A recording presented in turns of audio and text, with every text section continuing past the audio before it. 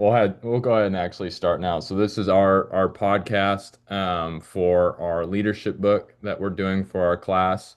The book that we chose to read is Wooden on Leadership by head coach John Wooden, coach of the UCLA Bruins back in the 60s and 70s.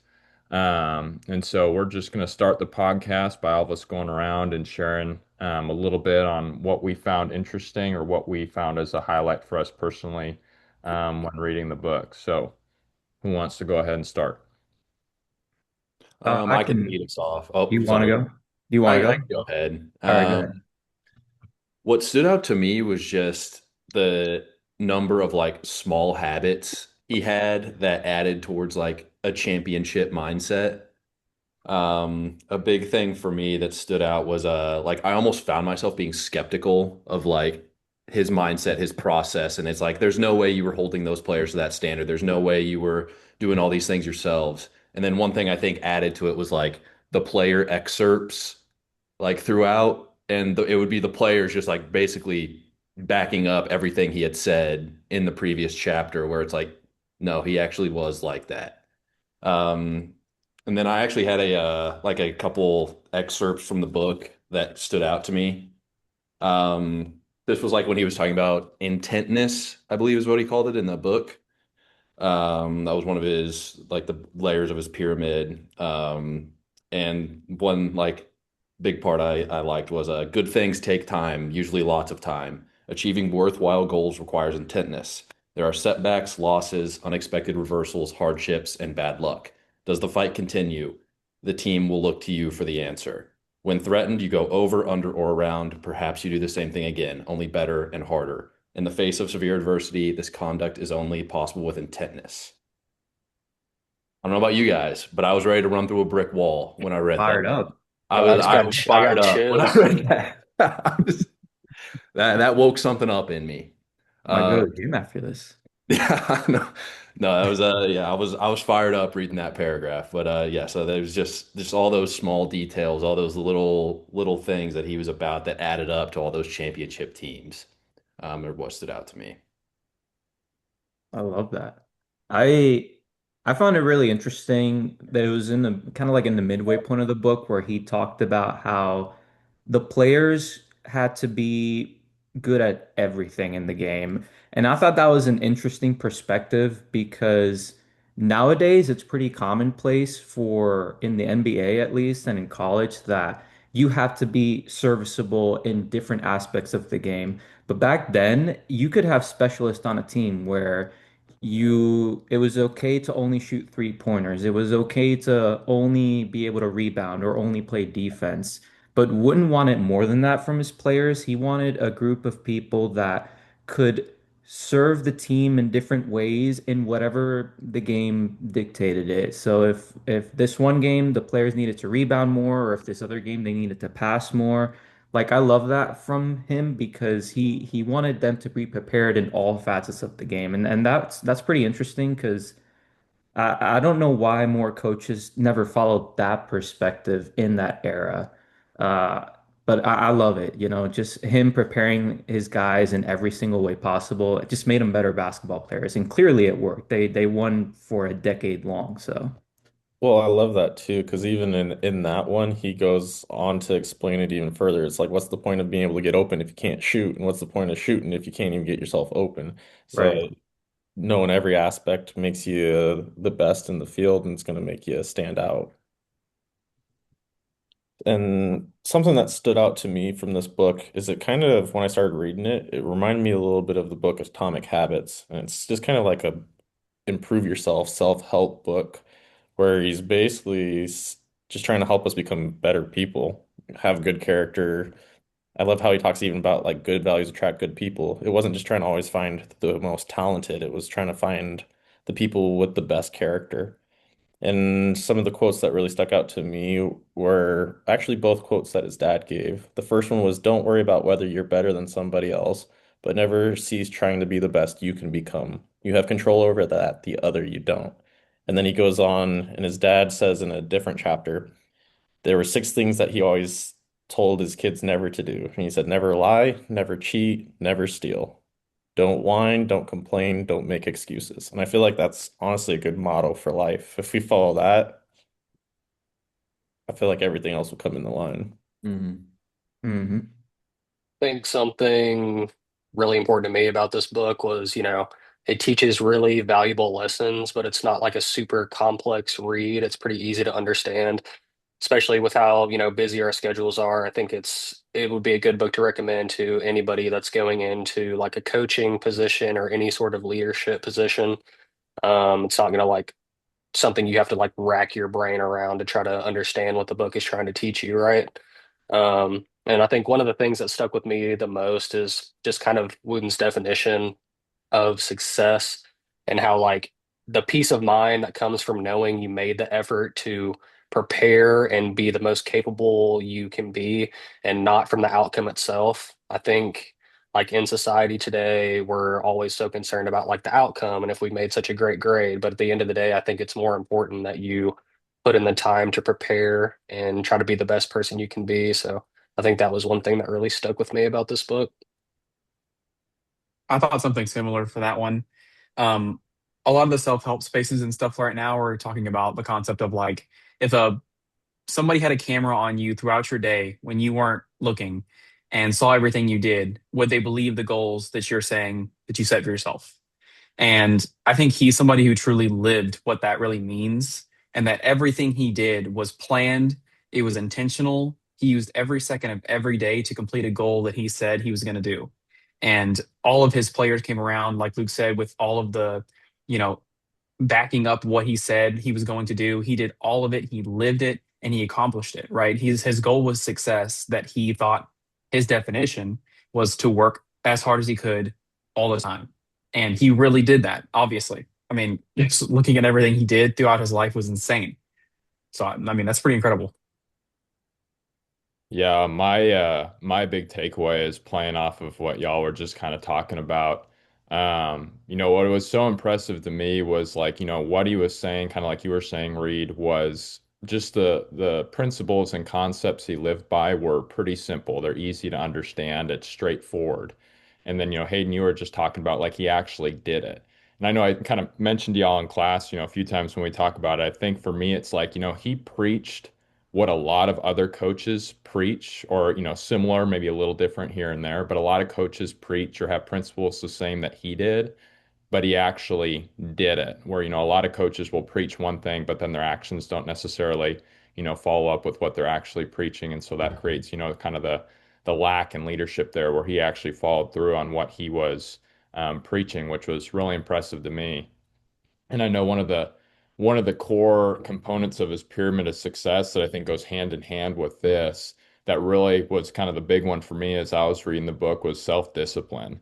I think he even talked about in one of the chapters later on how he would not let himself or his players express any form of emotion. Like they were just, they were locked in on what they were doing. There was like no highs and there was no lows. We were just, taking the road straight on.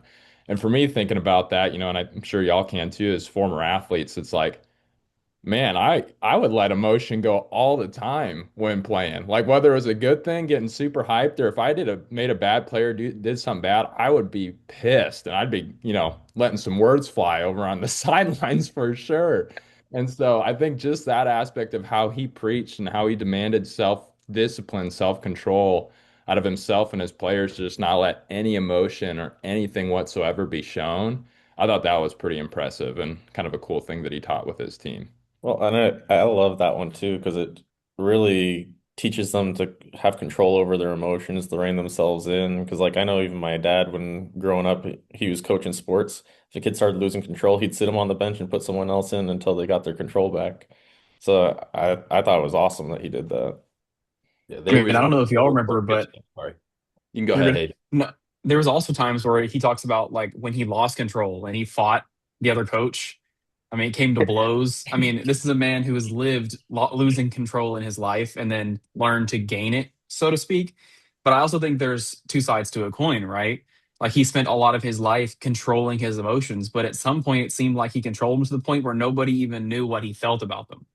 And I think that could also be a huge negative because he had to intentionally seek out his players to let them know that he felt positively about them. They could not tell that from his emotions. And to me, that's a negative. I think it Yeah. should be very obvious that you love your players, all of them. And that's not a controlling your emotions should allow you to express positivity and not just completely suppress every single part of everything you do, personally. Yeah.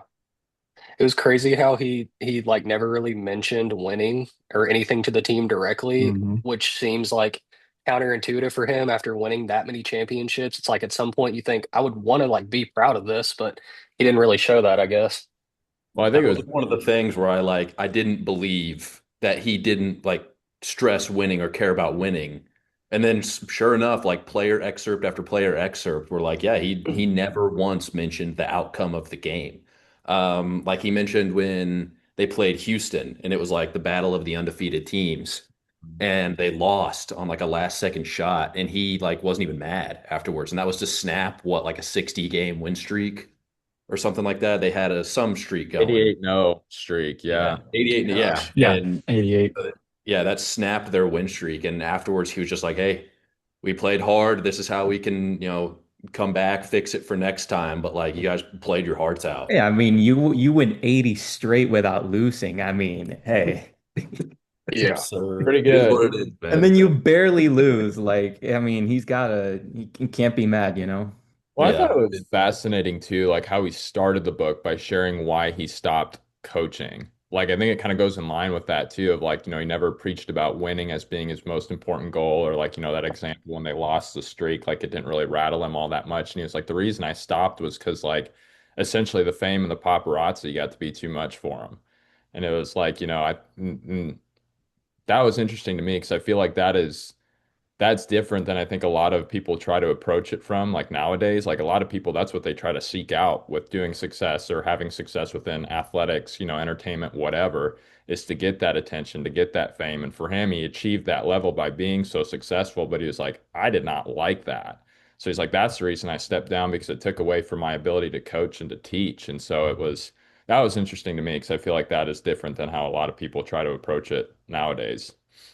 Yeah, I feel like nowadays a lot of coaches they become so successful or they start winning a lot and they feel like they can maybe do that in like other teams that maybe don't have as good of a program or player development program.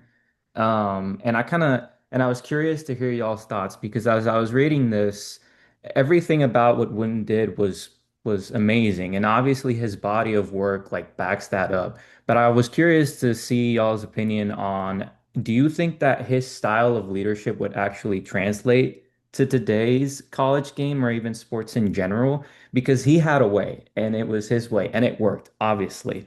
But sports has changed so much from that point to today. So I was just kind of curious on hearing y'all's thoughts.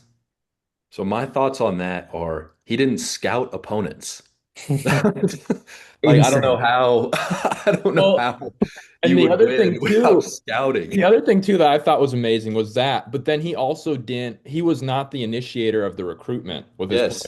It Like was he had the another players guy. come to him first before he went out. I thought that was crazy too. Yeah, I want them to want to be a Bruin. That's what he Yeah. said. That's yeah, no, I don't know how that Look, happened. Just when hoping your that good front players. line is Bill and Kareem, and then Gail Goodrich as a shooting guard, I mean, who do you really have to scout at that point? Yeah, Sidney Wicks waiting in the wings. But even with them, he didn't try and scout them, which was incredible. Even said, "Make me the last stop that you go to," like to Hmm. the his high school coach saying, "Make my school the last one." Basically, I want him to want to be here. Yeah. No, the whole scouting thing, I think that might be where he might have just had better players and a better game. Like, I bet their game plan was bulletproof because, like, think of how much time that saves you in a practice and like man hours outside of practice is like not having to scout opponents, just getting so focused in your own offensive game plan and like you're going to play the same defense, you're going to run like you're going to try to perfect that defense, and you're just going to like try to play your own like perfect game. And so I thought like yeah, I think that would work then. I don't know if that would translate to right now. It's hard. I mean, the game's evolved so much. It's so complex. And even like going just outside of the game, like the way that college athletes are treated in today's era compared to back then, they have so much power over programs nowadays. And they can just, if they don't like their situation, they can just get up and go anywhere where they want. It's a pick of the litter.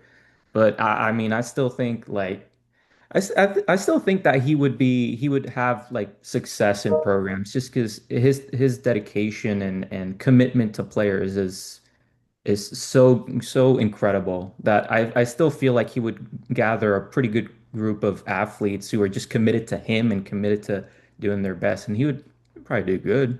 I think that goes back to like what we've talked about in class of you have to like it has to be a culture fit. Like Mhm. you can't bring in guys that aren't going to buy into what the coach is saying. Um, I liked when he didn't recruit that one kid because he said something to his mom to Yeah, be like, Hmm. quiet. yeah, he like snapped at his mom, and it's like, yeah, I'm not recruiting that kid. Like if he's treating his mom that way, how's he going to treat me as his coach?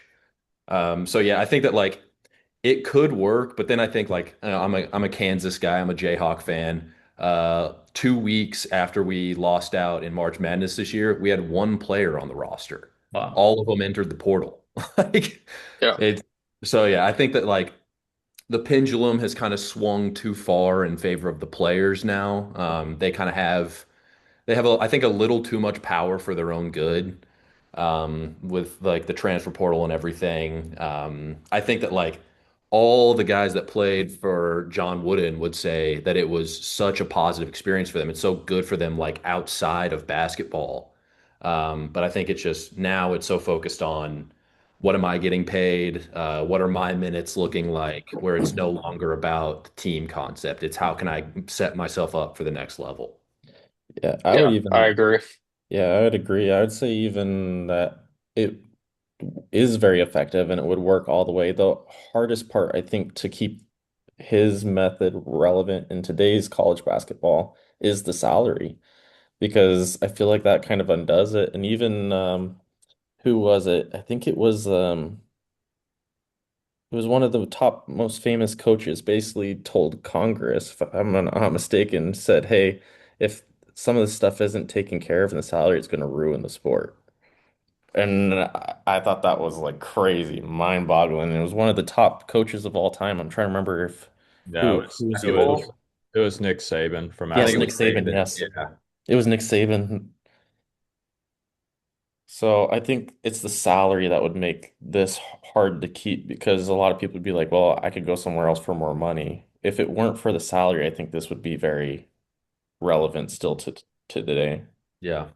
I still think it's relevant. I do think Yeah. the money game is definitely a factor that's changed from today versus then for sure.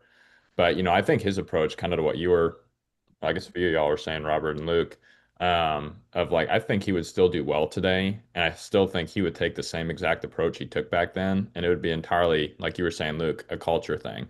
Like if the guys weren't fitting what he was trying to teach and trying to coach and have them fall within his team, he wouldn't take them. And so, I think if you find the guys who fit within a culture who are willing to commit and compete to what the standards are, I think you'll have success with that. Will they win 7 consecutive national championships?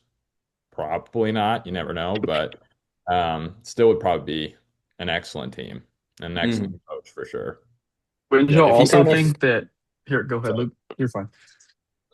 I was just gonna say, like, I think that given like the other coaches around at the time, like if when you look at his coaching tree, um, like it's kind of crazy because Adolph Rupp, one of his former assistants, Kentucky's arena is named Rupp Arena. John Wood, like UCLA Stadium, is named after John Wooden. They mentioned Fog Allen from Kansas. Allen Fieldhouse is where Kansas played. So it's these like so many legendary coaches come from the John Wooden coaching tree. And so you think about like not just within UCLA, but like his impact, but his impact on the game of basketball as a whole. Like, dare I say, he set a culture shift within college basketball for the next 50, 70 years Oh, after he was done. absolutely. I was just saying earlier, I think Wooden would actually hate basketball as it is right now Yeah. just because of how much of a Yes. popular celebrity sport it is. And it's no longer the game that he once knew. The loyalty aspect of the game that he thrived on, that he proposed within his structure is gone. Players will go wherever they have to, period. And Yeah. there's good and bad things about that, but there also is the fact that the internet has exploded since he was a major coach. I mean, if he was worried about eyes being on him, right, and 50 years ago when he was thinking about leaving, nowadays he couldn't scratch his nuts without having a camera on him. There's no way he would ever want to be in basketball. There's zero chance. He would hate every second of it. I guarantee it. No, I think so too. Yeah, I don't know. I'm kind of 50-50. I think his principles would still apply like for sport for the rest of time. But at the same time, like he would have to go about some things differently as far as like his recruiting and some of the lessons he would try to teach his players. And I think Luke, you said it perfectly. Like I just think the game has changed a little bit too much now to the point where players are more concerned with like, what am I going to get out of this? How is this going to make me better? What opportunities am I going to get from this versus really buying into that team mentality and kind of everything that he preached. So I don't know. It would just take, I think he would have to put more effort into finding that like perfect group of players that will buy into his Mhm. philosophy, which I think would be pretty hard in today's game. But I don't know. It could work. Yeah, I How just do think you of feel about his philosophy? sorry, what'd you say, Hayden? No, how do you feel about like that philosophy of success he constantly talks about in the book? I Agree, So mean, it disagree? clearly worked, right? I yeah, think I think it is something that can work, but you just need like a special group of players that will like completely buy into that. I think the next closest thing we've seen like since that is probably like Saban's, reign at Alabama. But other than that, I mean, I Mhm. can't really think of another, you know, dynasty like that. I'd say probably the other one too would be women's college basketball with UConn's head coach. Mhm. He's done really well. Mhm. Yeah. Yeah. But yeah, kind of like we were talking about before, I think just it would definitely be a mentality shift for a lot of people this day and age for sure, of just kind of what the outlook is, kind of what the goal is, and just that shift of like what you define success by for sure. yeah. I think like one thing that made me think this wouldn't be sustainable in today's game was when he switched to the 7-man rotation. Where you have the 5 starters and the 2 bench players, and then everybody else is like not really going to play. And he said that he sat down those 5 other players that were left out. It's a 12-man roster in college basketball, right? Yeah. So he had the 7 that were going to play the bulk of the minutes. And then he said he sat down the 5, kind of called them into his office one at a time and told them, like, hey, this is the plan. We just kind of want you to be our practice squad guy. Be ready to when your number is called. If it's called, if we get some injuries, you'll get some playing time. And I was just thinking, like, man, those kids would be in the portal right after they left. Immediately. An Yeah. Yeah. immediate career killer in today's game. Like there would Yeah. just be no. Yeah. I You think, tell kids there's no chance they're getting in unless there's like an injury or something. I even thought too while reading it, like I didn't realize he was at UCLA for as long as he was prior to winning those national championships. Because I think that's also a big difference today versus then is like loyalty to your coaching staff from like a university standpoint. Because what did he talk about? Like the first year he said they were really successful, they were barely above 500. Like I feel like Hmm. a lot of times nowadays coaches are getting, booted out the back door if that's what they're producing from their teams because winning is that definition of success Yeah. where I think that is such a huge difference. Like, would if he was coaching today, that'd be a thought too. Is like if he had a lot of those mediocre, quote unquote mediocre, win-loss seasons prior to winning all those championships, would he have even made it to that point nowadays? Because the viewpoint of winning being success is so dominant today that, who knows if he would have been able to get to that point nowadays. That's really true. That's a good point. Mhm. I think he still would because if you can his whole thing was working with unity. You can have a team of 5 guys that work together really well versus one all-star. I'm going to pick the team of 5 that work together well every time. And so I like his definition of success where it's not like what most of the world might see it as. It was just, are you doing your best? And if you are, the win is a byproduct that will come because of the consistent, perfect effort. Right. Yeah. Well, gentlemen, we've hit our 20-minute mark, gone over it actually a little bit. So, does anyone want to share any last minute thoughts on the book before we close out our little podcast here? Kind of going back to, I don't remember who touched on it earlier, but when John Wooden was saying like he wanted to get like well-rounded players and like you can't specialize in just one thing. Kind of like a PT implication, I thought, is like everybody kind of has like a joint that they like to, like I'm a shoulder guy, like I like to work with knee patients, where it's like in a PT, you really need to be able to treat anything that walks through the door. You have to be just as capable of treating a wrist, a hip, a cervical issue, vestibular. Like you have to be well-rounded in that regard. So the whole book, I felt like there were a lot of just like different PT applications, and even just like the way you can lead a patient through the rehab process and manage their emotional state, the highs and the lows. This book was just full of, great bits and pieces for stuff like that. Yeah. Yeah. I think something else tied to that real quick is like just how obsessed he was with preparing regardless of what the circumstance was, right? Which I think is something we can tie into our patients.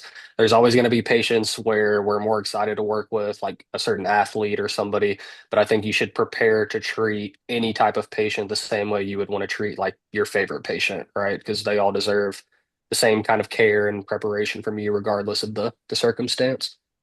You Yeah. got to love them all equally, but you can't like them all the same. There Yes. you It's go. easy, Yep. easier said than done, but Yeah, and for those who haven't read the book, I would definitely recommend this. I'd say it's a top-notch Absolutely. book. I would put it Mhm. on the level of like Atomic Habits by James Clear, and I'd even put it above some of the other books like Dare the Lead. I would say it was one of my all-time top books to read. I Yep. Haven't read a book in a long time, but love reading this one for sure. All righty, my friends. Well, I'll go ahead and close out our podcast here. Thanks to everybody who listened.